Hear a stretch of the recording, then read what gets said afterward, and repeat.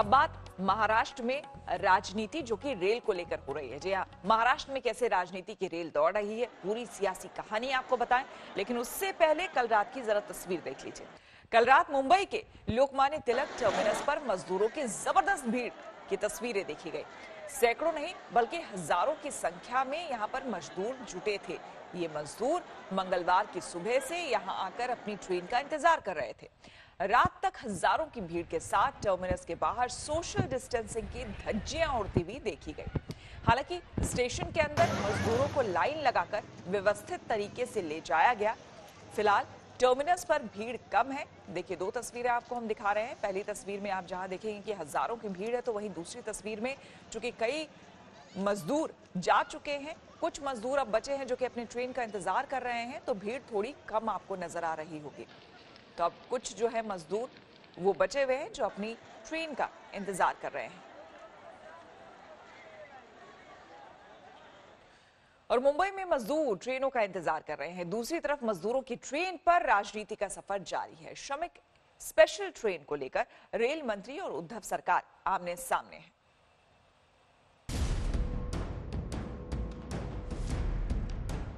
रोज 80 ट्रेनची मागणी करते की आम्ही सोय करायला तयार आहोत, आम्हाला ट्रेन्स द्या, पण रोजच्या 30 ते 40 म्हणजे अर्ध्या ट्रेन्स आपल्याला रोज मिळतात, अर्ध्या। 145 गाड़ियां खड़ी हैं, पैसेंजर्स नहीं। राज्य सरकार पैसेंजर ला नहीं पा रही है और पूरी तरीके से उनकी व्यवस्थाएं चरमरा गई हैं। देश के अलग अलग राज्यों में श्रमिक स्पेशल ट्रेन पटरी पर खूब दौड़ रही है, लेकिन उससे भी तेज गति से महाराष्ट्र में उसी रेल पर सियासत भाग रही है। उद्धव सरकार जहां एक और केंद्र और रेलवे पर डिमांड के हिसाब से ट्रेन की सप्लाई की कमी का ठीकरा फोड़ रही है, तो वहीं रेलवे बार बार ये दावा कर रही है कि सप्लाई की तैयारी तो पूरी है, लेकिन महाराष्ट्र की ओर से डिमांड ही नहीं आ रही है। जी हां, मांग और आपूर्ति की इस अबूझ पहेली में बेचारे प्रवासी मजदूर पिसते जा रहे हैं। रेल मंत्री पीयूष गोयल ने मंगलवार को एक बार फिर से महाराष्ट्र सरकार पर कई मोर्चे से हमला किया। पहला आरोप, महाराष्ट्र सरकार ने 80 श्रमिक स्पेशल ट्रेनों की मांग का झूठा राग अलापा। दूसरा आरोप, उद्धव सरकार सिर्फ 24 ट्रेन के लायक यात्रियों को ही जुटा सकी। तीसरा आरोप, महाराष्ट्र सरकार पूरी तरह से अव्यवस्थित है। चौथा आरोप, बंगाल से असमंजस की स्थिति में महाराष्ट्र सरकार न तो ट्रेनों को रद्द कर रही है और न ही उन्हें व्यवस्थित कर रही है। रेल मंत्री के इल्जामों की फहरिस्त अभी भी लंबी है।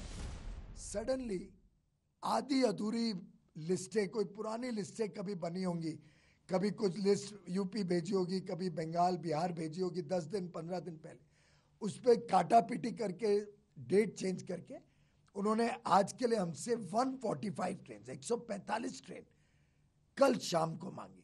145 गाड़ियां खड़ी हैं, पैसेंजर्स नहीं है। राज्य सरकार पैसेंजर ला नहीं पा रही है और पूरी तरीके से उनकी व्यवस्थाएं चरमरा गई हैं।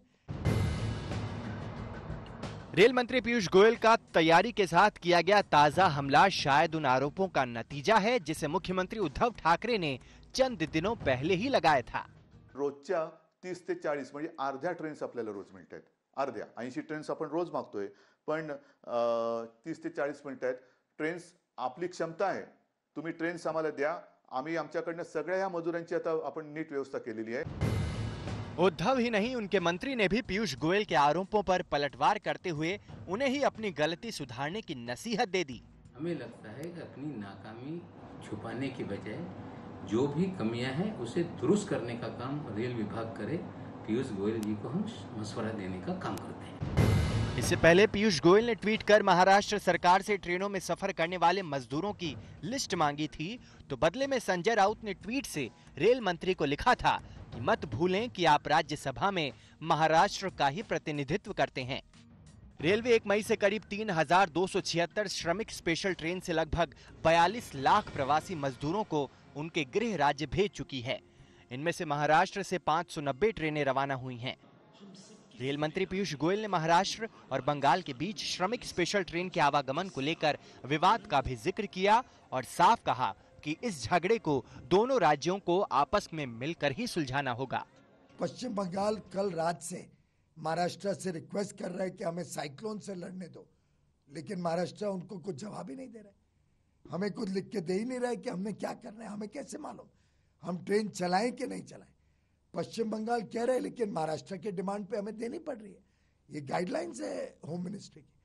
तो महाराष्ट्र और पश्चिम बंगाल इस विषय को भी जल्द से जल्द सुलझाएं। माननीय राजीव जी सिन्हा चीफ सेक्रेटरी वेस्ट बंगाल, इनका ये खत, और इस खत में साफ साफ लिखा है कि 26 तारीख को ट्रेन मत भेजो। उसके बावजूद राजनीति करने के लिए रेल मंत्री पीयूष जी गोयल, इन्होंने महाराष्ट्र में ट्रेन भेजी, और वही आज पीयूष गोयल जी बता रहे कि हमने महाराष्ट्र को ट्रेन दिया, लेकिन महाराष्ट्र ट्रेन उसमें श्रमिकों को राज्य में भेजने का कोई प्रयास नहीं कर रही है।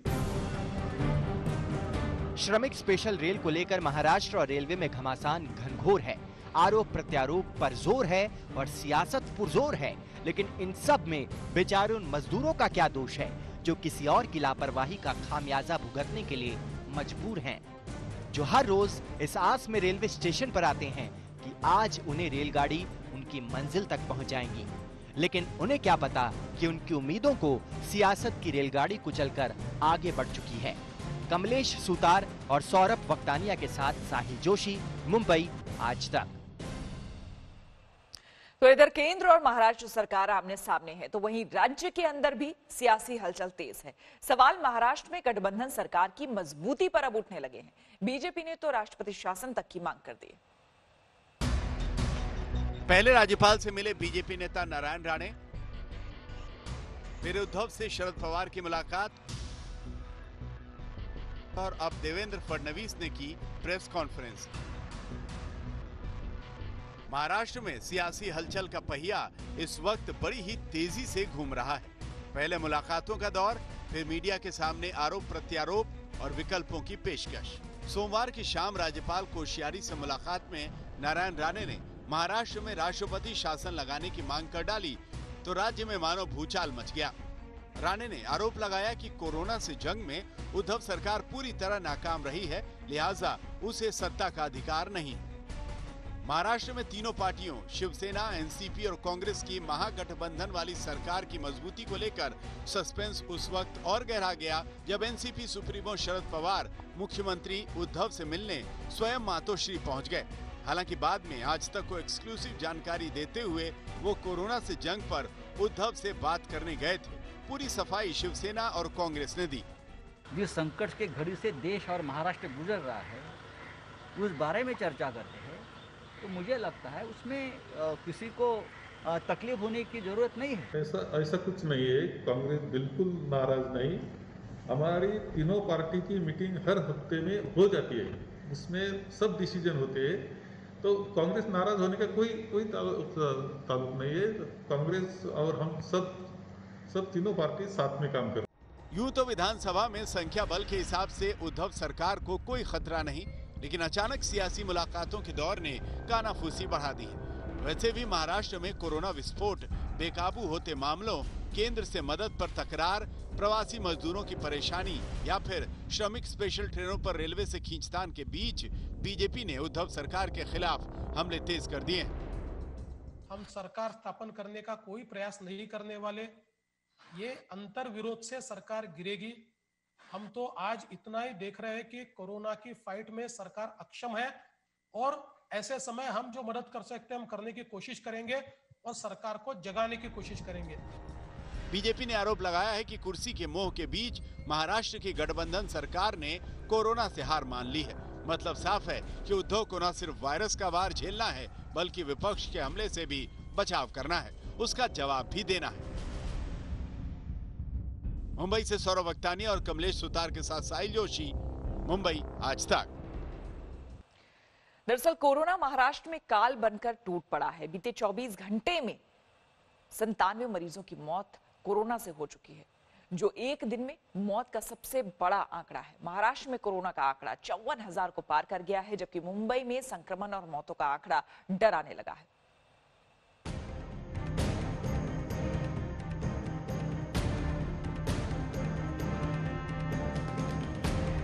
महाराष्ट्र इस वक्त सबसे बड़े कोरोना संकट के दौर से गुजर रहा है।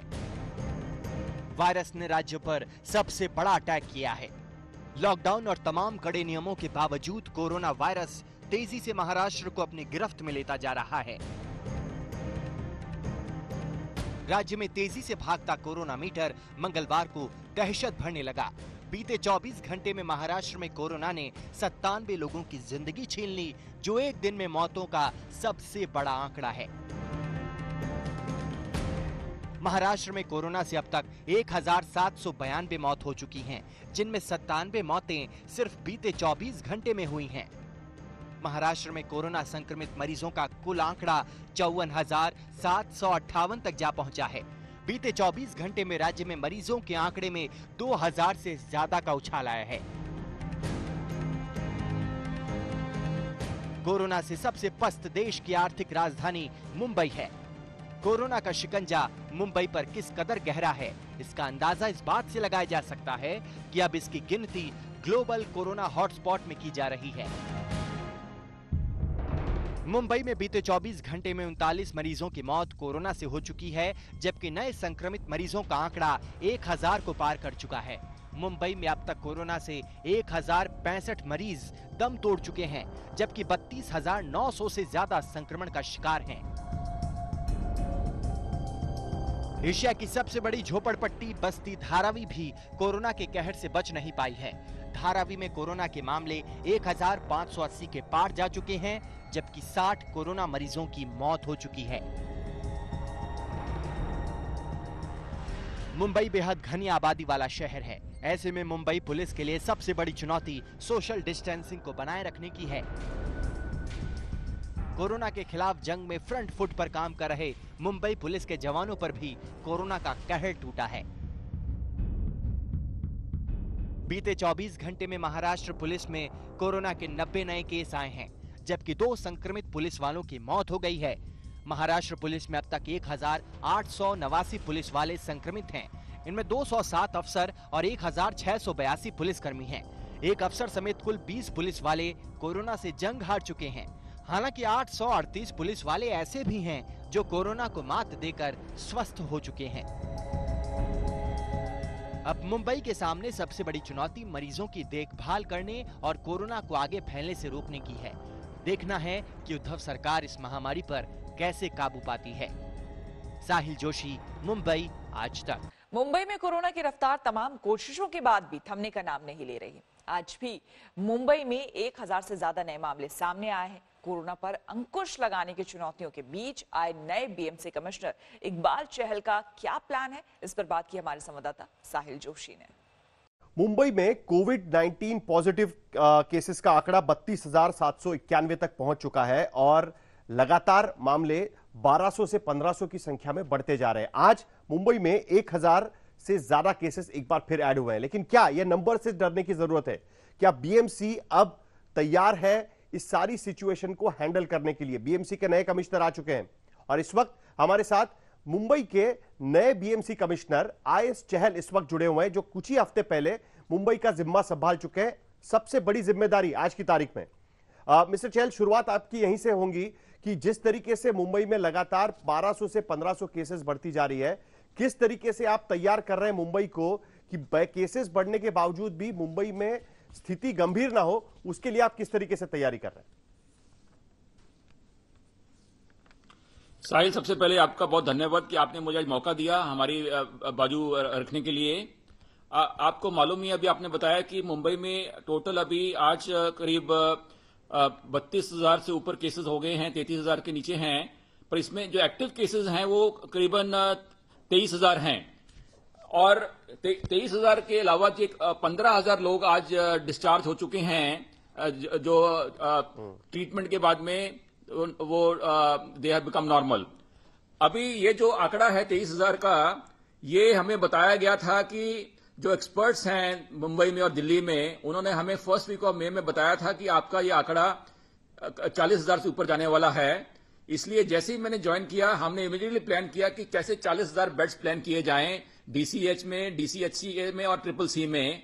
और आपको खुशी होगी कि आज हमारे पास टोटल 31 मई को आने 5 दिन के अंदर अंदर 44,000 बेड हमारे पास रेडी हो जाएंगे, जिसमें से ऑलमोस्ट 40,000 रेडी हो चुके हैं और 44,000 के अगेंस्ट आज हमारा अंदाजा है कि 31 मई को टोटल जो एक्टिव केसेस हैं, और हमें ये 33,000 के आंकड़े के ऊपर जाना नहीं है, हमें वो आंकड़ा देखना है जो अभी भी जिनका इलाज चल रहा है, जो अभी डिस्चार्ज नहीं हुए हैं। वो आंकड़ा जो है वो आज जो 24,000 है वो 27,000 से ऊपर जाने वाला नहीं है। इसलिए 27,000 के अगेंस्ट हमारी 44,000 की 44,000 की तैयारी है।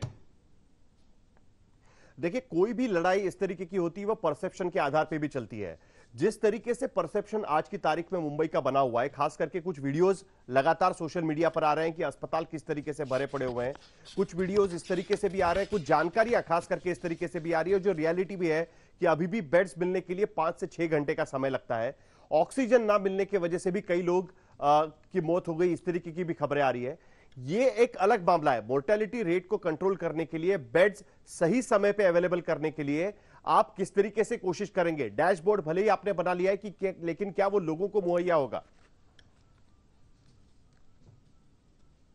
अपना साहिल, इसके लिए हमने 3 प्रकार के कदम उठाए हैं और वो कामयाबी से उठाए हैं। पहला जो आपने बोला कि बेड की संख्या कम थी, उसके लिए जो बंबई में हमारे पास 33 बड़े हॉस्पिटल थे, जैसे ब्रीच कैंडी है, नानावती है, लीलावती है, बॉम्बे हॉस्पिटल है।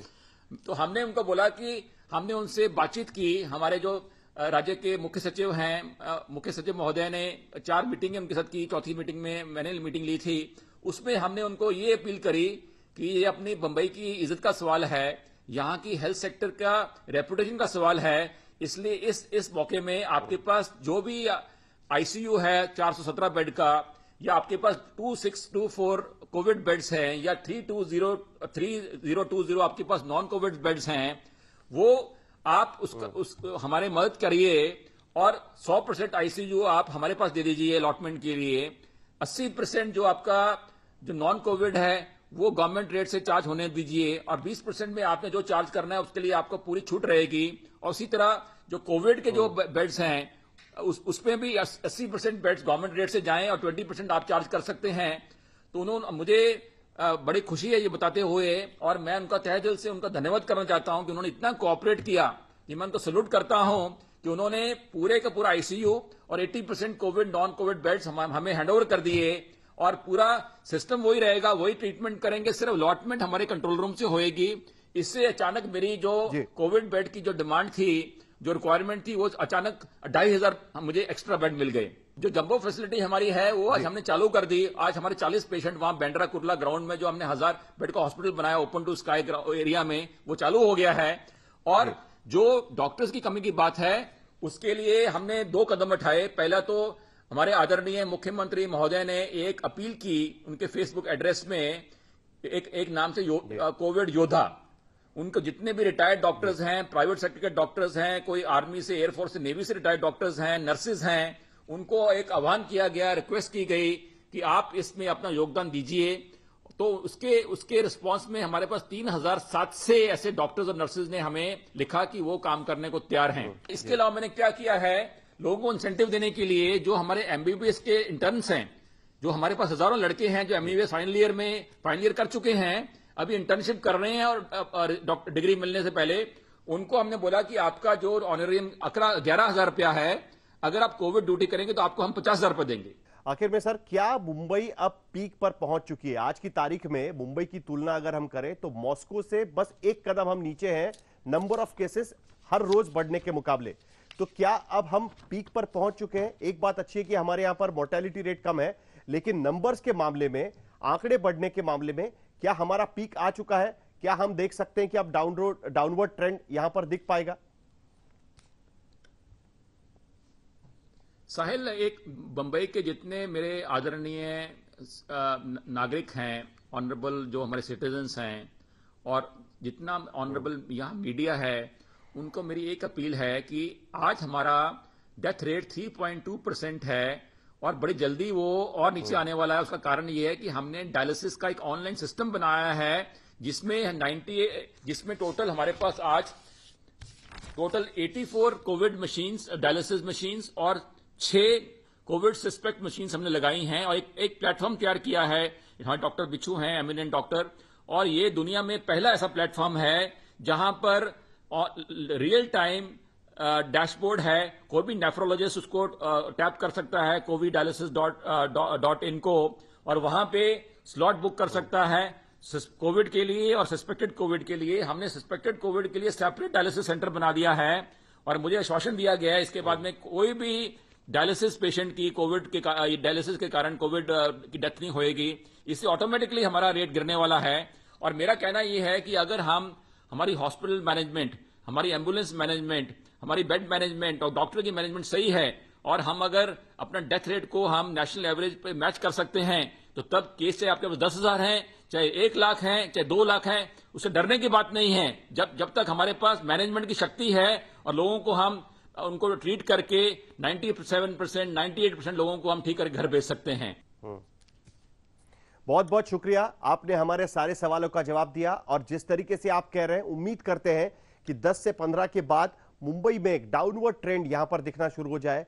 जब तक मुंबई और एडमिनिस्ट्रेशन पूरी तरीके से तैयार है कोविड-19 से लड़ने के लिए, तब तक आंकड़ों से डरने की जरूरत नहीं है। बहुत बहुत शुक्रिया हमसे बात करने के लिए। जिस वक्त पूरी दुनिया मिलकर एक वायरस से लड़ रही है, उस वक्त में भी चीन युद्ध की बात कर रहा है। चीन के राष्ट्रपति शी जिनपिंग ने अपनी सेना को युद्ध के लिए तैयार रहने को कहा है, वो भी तब जबकि लद्दाख में सीमा पर चीन और भारत की सेनाएं आमने सामने हैं।